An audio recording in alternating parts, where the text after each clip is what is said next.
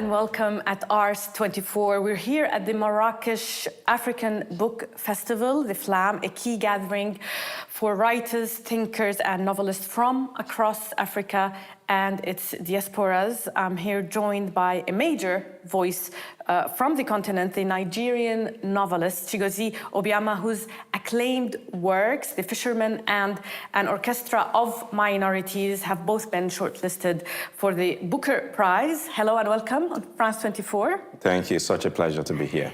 Why is it important for you as an African writer to be in Africa and to encounter and meet with fellow African writers and thinkers? You know, I have been very lucky. I've gotten a lot of press and recognition in a number of places. But last year, for example, I went back to Nigeria and did an actual book tour. And it gave me the most joy that, my people were reading me in the way that they are. And so I think that recognition, in the US or UK is nice, or Germany, but to be read and to meet readers and all other writers in Africa, it's a special joy, especially because I'm one of those writers who have always thought, like, what am I missing, from the literatures of the North Africans or even of Congo? I mean, because I can't read French. Hearing about FLAM and the attempt to bridge this divide is extraordinary. I was invited 2 years ago, but it didn't work out. So I was excited when I was asked to come again this year. The theme of this festival is imagining other possibilities. What does this mean to you? How it inspires you? Especially in the world that we're living in now. I'm always, in my work, and I suppose in the work of most writers, thinking about how can we dig up even things that people are not looking at. This is the essential work of the writer. I feel that, my theory of composition, for example, is not to write about the world as it ought to be, but as it is. What I'm looking at is not what everyone else is seeing. So I'm looking at the things that seem hidden, so that when I prop them up, they become almost new. For example, I write about siblinghood and sibling rivalry. Everybody, except you're an only child, has experienced that. But at the same time, you prop up certain dimensions of it that even someone with 10 siblings would be like, man, I didn't think that this was what sibling rivalry means. So the obvious and confronting the obvious is important. Yes. You're from Nigeria and you live and teach in the United States. Many African writers today are published and mainly read outside of the continent. How do you view this imbalance and what does it mean to you for the way African stories are written and received? There are divergences in the way that we're perceived. I came to an understanding in 2017 when my work was translated into, I was doing a European tour of about 6 countries. And I realized that, in Southern Europe, they are going to read my work from the lens of someone who is a speaker or representative of Nigeria, not as a fiction writer. The fiction writer is secondary. In the UK, they will read me more as a writer. In the France or Germany, again, they're looking at the philosophical, what are the philosophical intentions here? In America, what are you doing about race? In Africa, in Nigeria, for example, how are you representing our stories to the world? So these are divergences of how people look at you. So which is to say that. But that's so interesting. The perception is different from one continent to another, from one country to another. Does it affect you as a writer, like from that 2017 recognition of this readership? Do you have it in mind whenever you write a new novel, or you don't think about it? There's always that pressure, okay, how am I going to be received?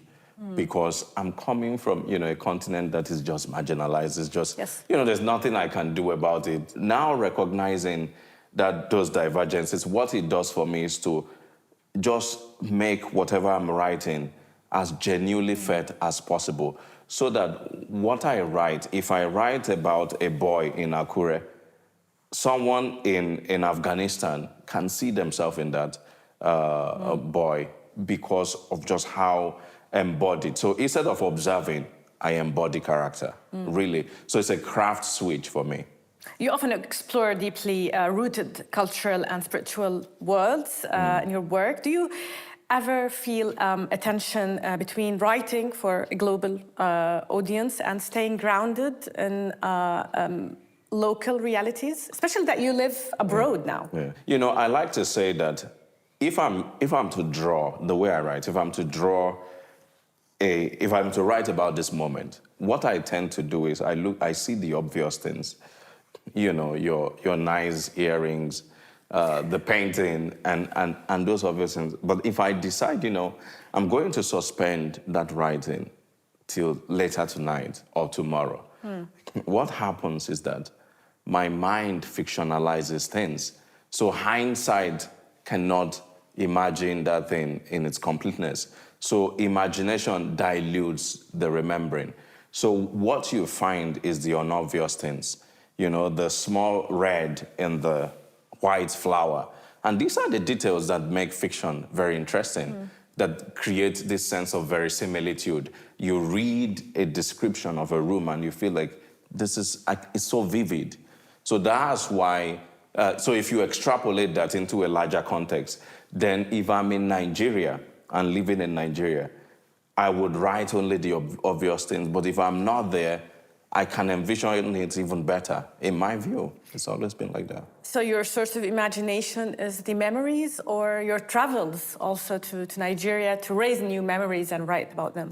Yes, so it has to be delayed. If I live in Nigeria, I feel like my writing will become more documentary rather than imaginative, really is the point. So I go there, I see things, they die, and new things are bettered from the memory that seems to have died. What can you tell us about the Nigerian literature? Who are the Nigerian writers that you usually read? So there's a flowering, of course, in the past 2 decades. Many of them have become good friends of mine. Of course, I celebrate the older writers, but I recommend Ayobami Adebayo, for example, Chika Inigwe, of course, Chimamanda as well. And who else? These are all women. Okendebe, that's a male. Yeah, so these are Atejuko.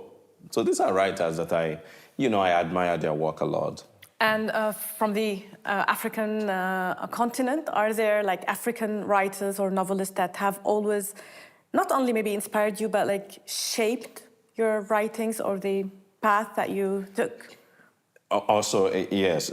In terms of actual shaping of my imagination, they are actually very varied. I remember reading Seasons of Migration to the North 20 years ago, and it had an impression on me, Taib Salih. But also... From Sudan. Yes, Alan Patton from South Africa, of course, Ngugi wa Thiong'o. So there's a lot of them, even among contemporaries. I like Scholastic Mukasonga, who is a good friend as well, a lot. I think that she would win the Nobel Prize someday. So these are, very interesting writers that I find very fascinating. In your famous book, The Fisherman, which was translated into many languages, the sense of fate and prophecy is very strong. Do you still believe more in destiny or choice? Yeah, I think is quite diluted in my belief. I don't think that there is anybody that we exist in a vacuum.